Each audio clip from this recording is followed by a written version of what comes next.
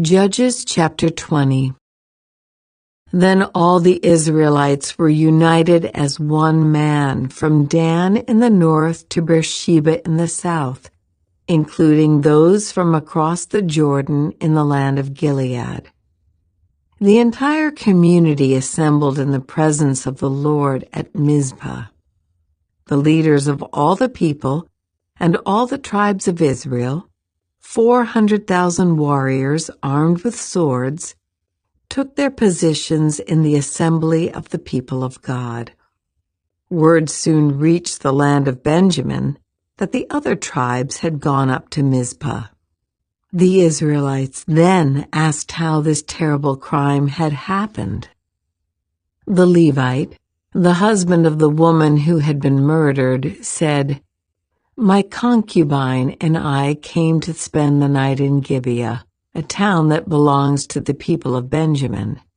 That night, some of the leading citizens of Gibeah surrounded the house planning to kill me, and they raped my concubine until she was dead. So I cut her body into 12 pieces and sent the pieces throughout the territory assigned to Israel, for these men have committed a terrible and shameful crime. Now then, all of you, the entire community of Israel, must decide here and now what should be done about this." And all the people rose to their feet in unison and declared, "None of us will return home. No, not even one of us. Instead, this is what we will do to Gibeah. We will draw lots to decide who will attack it. 1/10 of the men from each tribe will be chosen to supply the warriors with food, and the rest of us will take revenge on Gibeah of Benjamin for this shameful thing they have done in Israel." So all the Israelites were completely united, and they gathered together to attack the town.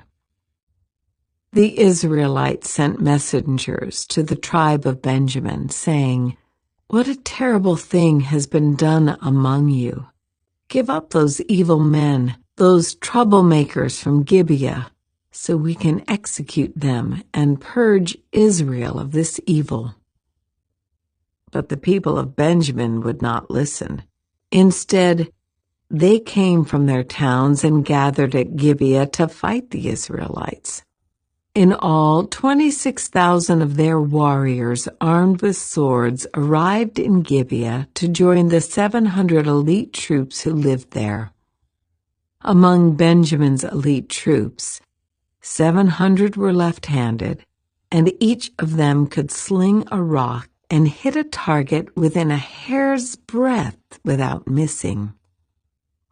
Israel had 400,000 experienced soldiers armed with swords, not counting Benjamin's warriors.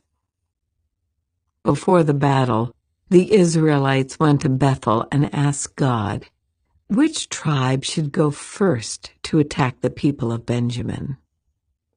The Lord answered, "Judah is to go first." So the Israelites left early the next morning and camped near Gibeah.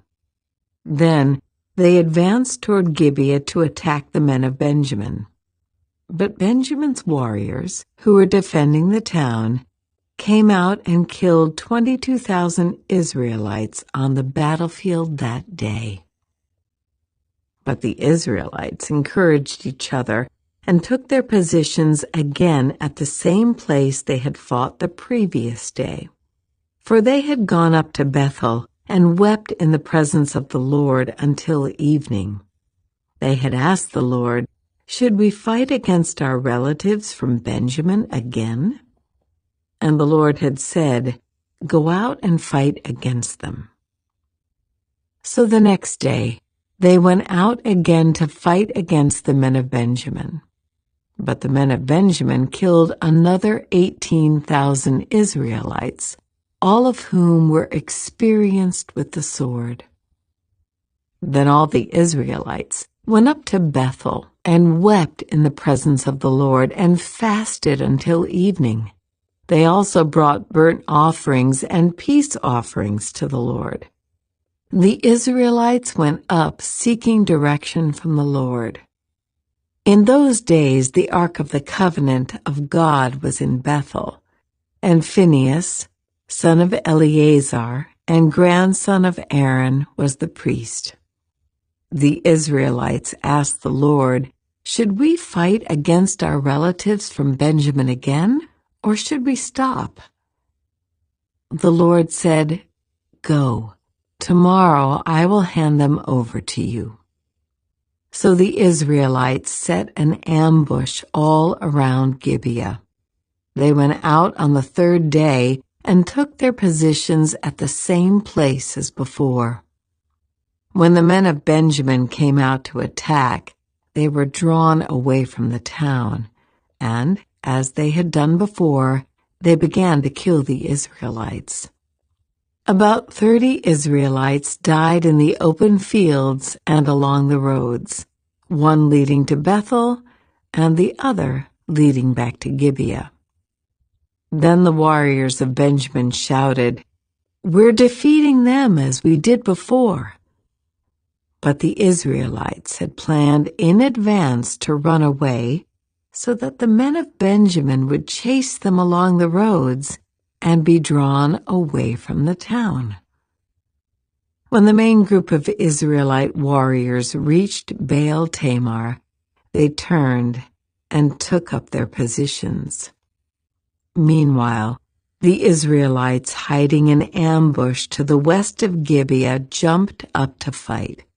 There were 10,000 elite Israelite troops who advanced against Gibeah. The fighting was so heavy that Benjamin didn't realize the impending disaster. So the Lord helped Israel defeat Benjamin, and that day the Israelites killed 25,100 of Benjamin's warriors, all of whom were experienced swordsmen. Then the men of Benjamin saw that they were beaten. The Israelites had retreated from Benjamin's warriors in order to give those hiding in ambush more room to maneuver against Gibeah. Then those who were hiding rushed in from all sides and killed everyone in the town. They had arranged to send up a large cloud of smoke from the town as a signal. When the Israelites saw the smoke, they turned and attacked Benjamin's warriors. By that time, Benjamin's warriors had killed about 30 Israelites, and they shouted, "We're defeating them as we did in the first battle." But when the warriors of Benjamin looked behind them and saw the smoke rising into the sky from every part of the town, the men of Israel turned and attacked. At this point, the men of Benjamin became terrified because they realized disaster was close at hand. So they turned around and fled before the Israelites toward the wilderness. But they couldn't escape the battle. And the people who came out of the nearby towns were also killed. The Israelites surrounded the men of Benjamin and chased them relentlessly, finally overtaking them east of Gibeah. That day, 18,000 of Benjamin's strongest warriors died in battle. The survivors fled into the wilderness toward the rock of Rimmon, but Israel killed 5,000 of them along the road. They continued the chase until they had killed another 2,000 near Gidom. So that day, the tribe of Benjamin lost 25,000 strong warriors armed with swords, leaving only 600 men who escaped to the rock of Rimmon, where they lived for 4 months. And the Israelites returned and slaughtered every living thing in all the towns, the people, the livestock, and everything they found. They also burned down all the towns they came to.